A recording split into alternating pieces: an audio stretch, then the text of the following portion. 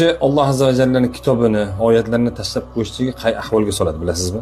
U insonga Alloh birinchi bo'lib o'zini, ya'ni Allohni unuttiradi. Undan keyin esa o'ziga o'zini unuttiradi. Bugungi kunda guvoh bo'lganimizdek, kishi nima uchun yashayotganini o'ylamay qo'yadi.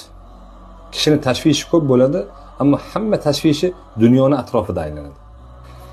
Misol uchun, telefoni buzilganda xafa bo'ladi, mashinasi buzilib qolsa yuragi siqiladi, ammo namozlari ketma-ket qazo bo'lganida, ibodatlar oqsaganda mahzun ham bo'lmaydi, o'ylab ham ko'rmaydi.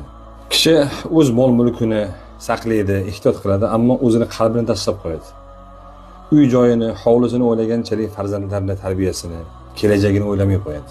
Hattoki bugungi kunda qornini o'ylaganchalik oxiratini o'ylamay qo'yadi.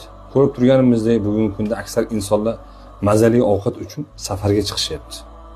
Ammo bir oyat, ilm majlisi uchun hech kim vaqti yo'q. Chunki bugun qorinni